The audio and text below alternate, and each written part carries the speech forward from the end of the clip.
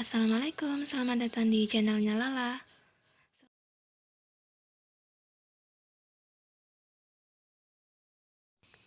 Video kali ini kita akan membahas pembelajaran yang kedua, yaitu tentang mengenal nama-nama Allah dan kitab-kitabnya. Allah Subhanahu wa Ta'ala adalah Tuhan yang satu atau Esa, pencipta seluruh alam beserta isinya, yang mengadakan dan meniadakannya, menghidupkan dan mematikannya tanpa bantuan makhluk lain. Dia berdiri sendiri dengan kekuasaannya. Di dalam Al-Quran dijelaskan bahwa Allah memiliki nama-nama yang baik sesuai dengan sifat kesempurnaannya, yang disebut Asmaul Husna. Sebagaimana Allah berfirman dalam Quran Surat Al-A'raf ayat 180. Bismillahirrahmanirrahim.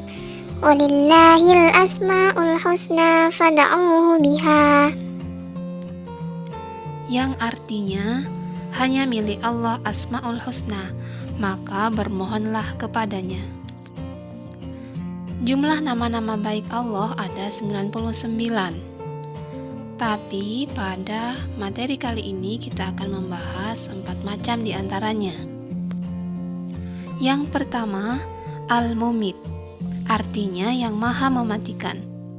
Allah Subhanahu wa Ta'ala menjadikan sesuatu makhluk dari tiada menjadi ada, kemudian menjadi tiada kembali.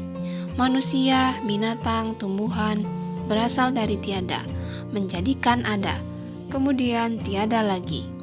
Siapa yang mengadakan dan meniadakan? Jawabannya hanya Allah Subhanahu wa Ta'ala. Sebagaimana firman Allah dalam Quran Surat Yunus ayat 56. Asmaul Husna yang kedua adalah Al-Hayyu. Al-Hayyu artinya maha hidup, kehidupan yang tidak berawal dan tidak berakhir. Allah yang maha menghidupkan makhluknya. Allah pula yang menyediakan keperluan kehidupan sesuai takdirnya. Allah menciptakan dan menghidupkan manusia dengan tujuan agar manusia beribadah hanya kepada Allah. Asmaul Husna yang ketiga adalah Al-Qayyum.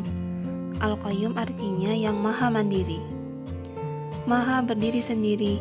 Allah dengan kesempurnaan nama dan sifatnya menciptakan dan mengurus kebutuhan makhluknya, tidak membutuhkan bantuan siapapun dari makhluknya.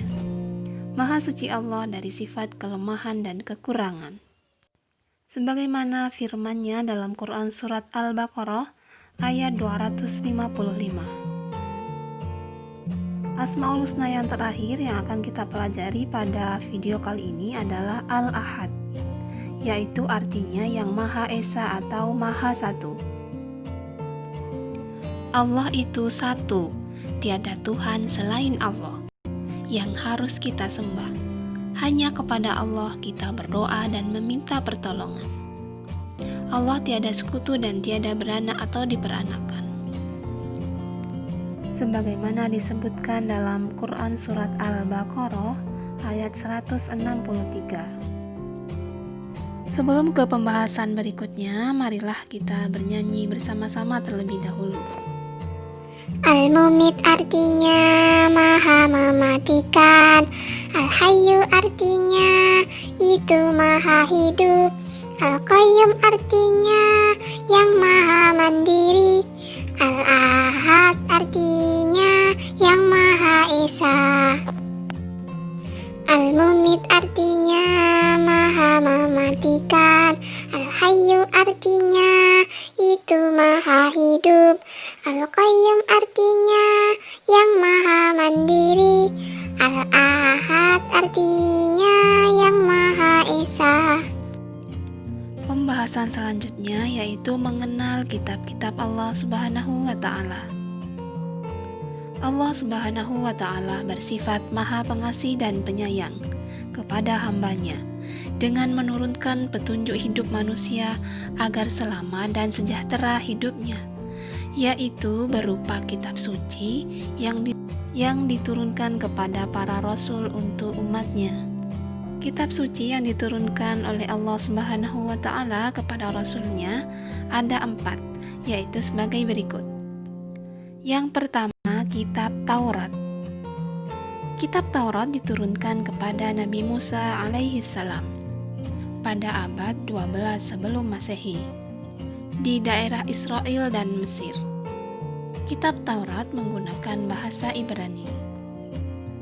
Kitab yang kedua adalah Zabur. Diturunkan kepada Nabi Daud alaihi salam ketika beliau menduduki tahta sebagai raja Bani Israel pada sekitar abad 10 sebelum Masehi di tanah Kan'an. Kitab yang ketiga adalah Injil. Diturunkan kepada Nabi Isa alaihi salam pada sekitar abad 1 Masehi di daerah Yerusalem. Dalam bahasa Yunani, Injil berarti kabar selamat, pelajaran baru atau kabar gembira. Kitab suci terakhir yang wajib kita imani adalah Al-Quran. Al-Quran diturunkan kepada Nabi Muhammad SAW pada abad 6 Masehi di Mekah. Peristiwa turunnya ayat Al-Quran ini biasa dikenal dengan peristiwa Nuzulul Quran. Al-Quran diturunkan kepada Nabi Muhammad SAW secara berangsur-angsur selama kurang lebih 23 tahun, tepatnya 22 tahun, 2 bulan, dan 22 hari. Al-Quran terdiri dari 30 juz, 114 surat, dan 6.236 ayat. Ayat-ayat yang turun di Mekah disebut surat Makkiyah, dan yang turun sesudah hijrah atau di Madinah disebut surat Madaniyah. Ayat Al-Quran yang pertama kali diturunkan adalah surat Al-Alaq ayat 1-5 di Gua Hiro pada tanggal 17 Ramadan yang biasa diperingati sebagai hari Nuzulul Quran, dan usia Nabi Muhammad SAW saat itu adalah 40 tahun. A'udzu billahi minasyaitonir rajim. Bismillahirrahmanirrahim. Iqra bismi rabbikal ladzi khalaq. Khalaqal insana min 'alaq. Iqra wa rabbukal akram. Alladzi 'allama bil qalam. 'Allamal insana ma lam ya'lam. Sedangkan ayat yang terakhir yang turun adalah surat Al-Maidah ayat 3, sewaktu Nabi Muhammad SAW wukuf di Arafah. Bismillahirrahmanirrahim. Al-yawma akmaltu lakum dinakum wa atmamtu alaikum ni'mati wa raditu lakumul Islam dina. Shadaqallahul azim. Isi Al-Quran meliputi tentang keimanan, hukum atau syariah, muamalah, tarikh, janji, dan ancaman dan ilmu pengetahuan. Adapun nama lain dari Al-Quran adalah sebagai berikut: Al-Dzikir, Al-Bayan, An-Nur, Al-Mau'izah, Al-Huda, Al-Furqan, dan Asy-Syifa. Supaya lebih mudah menghafal nama-nama kitab suci beserta rasul penerimanya, maka dapat kita singkat dalam ejaan berikut: Tamu, Zada, Ini, Kumu. Kata tamu untuk kitab Taurat dan Nabi Musa, Zada untuk kitab Zabur Nabi Daud, Ini kitab Injil dan Nabi Isa,